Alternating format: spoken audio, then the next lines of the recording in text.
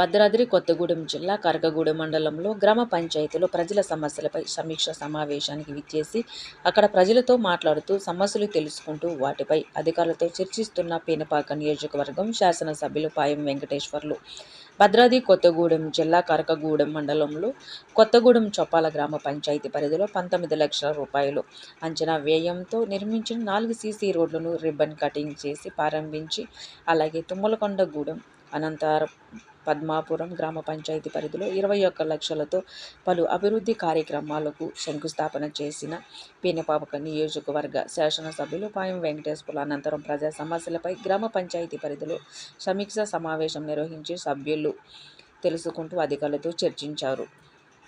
అందించడం కోసం అభివృద్ధికి సంబంధించి మీ గ్రామంలో ఏ సమస్యలు ఉన్నాయి అవి తెలుసుకోవడం కోసం మరి ప్రభుత్వానికి మీరు రాబోయే రోజుల్లో కూడా సపోర్ట్గా ఉండమని కోరడం కోసం మీ ఊరు వచ్చాం. మరి మీ అందరికీ తెలుసు, ఈ గవర్నమెంట్ వచ్చి 8 నెలలు పూర్తయింది. 3 నెలలు ఎన్నికలు కూడా పోయింది.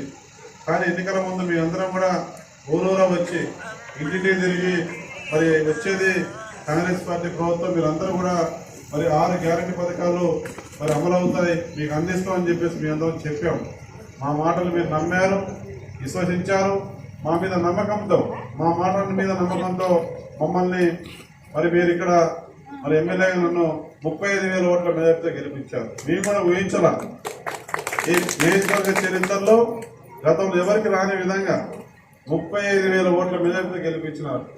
అంటే మీ ప్రేమ అభిమానాలు మా మీద చూపెట్టారు. మా మీద నమ్మకంతో, మా మీద విశ్వాసంతో మీరు గెలిపించారు. 100% చెప్తా ఉన్నా, మీ నమ్మక విశ్వాసం ఏదైతే ఉందో రాబోయే 5 ఏళ్లలో ఈ చొప్పాల పంచాయతీకి సంబంధించి ఇంకా మిగిలిపోయిన పనులు ఏవైతే ఉన్నాయో అవన్నీ చేసి పెట్టే బాధ్యత నాది.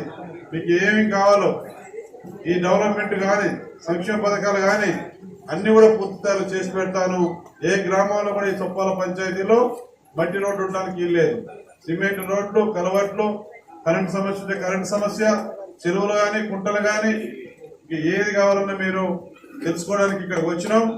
అన్ని శాఖల అధికారులు వచ్చినారు. ఉదయం నుంచి మేము తిరుగుతా ఉన్నాం. మీ సమస్యలు ఏమన్నా మా నోటీసులు చెప్పండి, అధికారులు రాసుకుంటారు, అంచనాలు తయారు చేస్తారు. ఆ గవర్నమెంట్తో మాట్లాడి మీకు ఎన్ని నిధులైనా ఈ చొప్పాల పంచాయతీ అభివృద్ధి పనులు ముందుకు పోవడానికి ఇంకేం చేయాలో అవన్నీ కూడా నేను మీకు మరి చేసి పెడతానని చెప్పడానికి మిమ్మల్ని కలుసుకొని స్వయంగా మీ బాధ వినడానికి ఇక్కడ వచ్చాం. మరి ఇవాళ మీ అందరికి తెలియదు కాదు, ఇవాళ గౌరవ ముఖ్యమంత్రి రేవంత్ రెడ్డి గారు కాంగ్రెస్ పార్టీ ప్రభుత్వం 3వసారి ఇవాళ ఈ తెలంగాణ రాష్ట్రం అధికారంలోకి వచ్చింది. ఎన్నికల్లో చెప్పిన మాట ఏదైతే ఉందో 6 గ్యారెంటీ పథకాలు, అందులో మరి ఇవాళ మొట్టమొదటిది మహాలక్ష్మి పథకంలో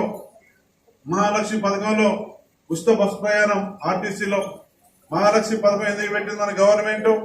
ఇవాళ మన తెలంగాణ రాష్ట్రంలో ఆడవాళ్ళని మనం మరి ఇవాళ దేవతల్లాగా మరి ఇవాళ మనం మన అక్కల్ని చెల్లెల్ని మనం గౌరవించుకుంటాం, మరి పూజించుకుంటాం, దేవతల్లాగా చూస్తాం. అందుకని మహాలక్ష్మిలాగా చూస్తాం మన ఆడపడుచుల్ని. అందుకే మహాలక్ష్మి పథకం పెట్టి ఇవాళ ఉచిత బస్సు ప్రయాణ కార్యక్రమాన్ని మొట్టమొదటి పథకం మహిళల కోసం మరి ప్రభుత్వం మహిళా పక్షపాతికి ఇవాళ రేవంత్ రెడ్డి గారి ప్రభుత్వం, కాంగ్రెస్ పార్టీ ప్రభుత్వం మరి ఇవాళ ఉచిత ప్రయాణం మీకు మొదలు ప్రవేశపెట్టింది. ఇవి 70 కోట్ల మంది మహిళలు ఉచిత ప్రయాణం చేసినారు. మరి ఇవాళ నెల 300 కోట్ల రూపాయలు మన గవర్నమెంట్ ఆర్టీసీ కార్పొరేషన్ కడతా ఉంది. మరి ఇవాళ మహిళల సంక్షేమం కోసం ఇంకా ఏమేమి చేయాలో అవన్నీ కూడా చేయడానికి మన ప్రభుత్వం ముందుకు పోతా ఉంది. అదే కాకుండా 2వ పథకం ఆనాడు రాజశేఖర రెడ్డి గారు ముఖ్యమంత్రిగా ఉన్నప్పుడు ఉమ్మడి ఆంధ్రప్రదేశ్ లో మరి ఆరోగ్యశ్రీ పథకం పెట్టారు. 5 లక్షలు వైద్యం చేయించే కార్యక్రమం. దాన్ని ఇవాళ మన కాంగ్రెస్ పార్టీ ప్రభుత్వం వచ్చిన తర్వాత 10 లక్షలకు పెంచి పేదవాళ్ళకి ఇవాళ మరి వైద్యం అందిస్తా ఉంది. మీ మీద రూపాయి పడకుండా ఆరోగ్యవంతంగా మిమ్మల్ని ఇంటికి పంపించడం కోసం 10 లక్షల రూపాయలు రుణమాఫీ మరి ఏదైతుందో రాజీవ్ ఆరోగ్యశ్రీ పథకంలో మరి ఇవాళ మీకు వైద్యం చేయించే కార్యక్రమం.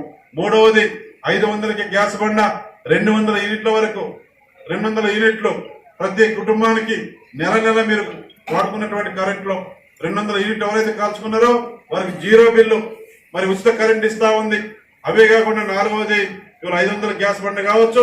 ఇందిరమ్మ ఇల్లు చాలా మంది కోరుకుంటాం, ఇందిరమ్మ ఇల్లు కావాలని. ఇందిరమ్మ ఇల్లు పథకం కూడా ప్రారంభమైంది.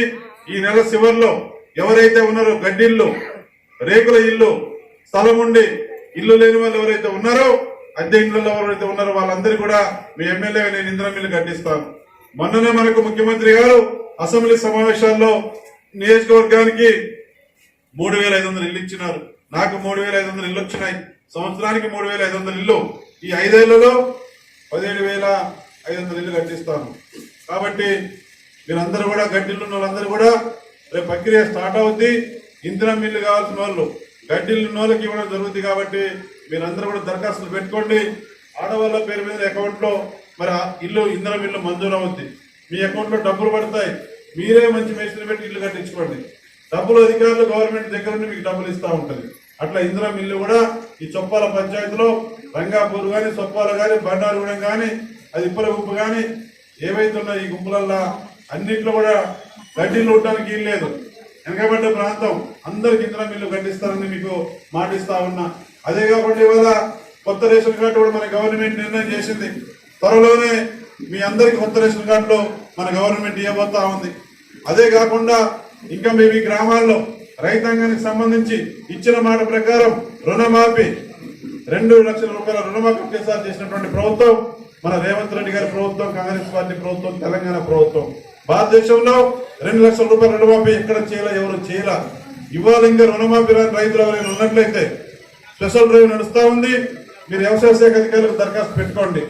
రుణమాఫీ అనేది ఆగస్టు 10వ తారీఖున ప్రారంభం చేశారు. 2 లక్షల రుణమాఫీ అకౌంట్లు వేశారు. కానీ ఇంకా రుణమాఫీ అనేది కంటిన్యూషన్ అవుతానే ఉంది. ఇంకా రాని రైతులు ఎవరు ఉంటే మీరు వ్యవసాయ శాఖ అధికారులకు దరఖాస్తు పెట్టుకోండి. వాళ్ళకి కూడా రుణమాఫీ వర్తించే దానికోసం ప్రభుత్వం ముందుకు పోతా ఉంది. అవే కాకుండా ఇక్కడ సొప్పాల గ్రామంలో, సొప్పాల పంచాయతీలో మరి కొత్త పంచాయతీ ఆనాడు నేను ఎమ్మెల్యే ఉన్నప్పుడే చేశాను. ఈ కొత్త పంచాయతీలో గ్రామాల వారీగా ఇంకా రోడ్లు, సీసీ రోడ్లు కావాలన్నా, కలవట్టు కావాలన్నా, స్కూల్ బిల్డింగ్స్ కావాలన్నా, అంగన్వాడీ బిల్డింగ్స్ కావాలన్నా, కరెంటు కావాలన్నా, చెరువుల గుంటలు కావాలన్నా నాకు ఇప్పుడు ఈ సమావేశంలో చెప్పండి. అవన్నీ నోట్ చేసుకుంటాం. అధికారులు నోట్ చేసుకుంటారు. అంచనాలు తయారైన తర్వాత గవర్నమెంట్ తో మాట్లాడి నిధులు మంజూరు చేపిస్తాను. ఆ పనులు పూర్తి చేపించే బాధ్యత నాది. అదే కాకుండా ఈ పంచాయతీలో ఇంకా మిగిలిపోయిన సమస్యలు కూడా పులుసుబంత ప్రాజెక్టు ప్రధాన సమస్య ఉంది. పులుసుబంత ప్రాజెక్టు మన ముఖ్యమంత్రి గారితో మాట్లాడాలని గవర్నమెంట్కి వెళ్ళింది. త్వరలోనే ఎన్ని కోట్లు ఖర్చు అయినా సరే పులుసుబంత ప్రాజెక్టు నిధులు మంజూరు చేయించబోతున్నా.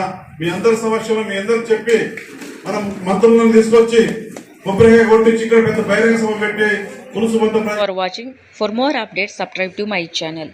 చూస్తూనే ఉండండి. మరెన్నో అప్డేట్ కోసం ASN 24 టీవీ న్యూస్ చేయండి, కామెంట్ చేయండి, సబ్స్క్రైబ్ చేయండి. Thank you.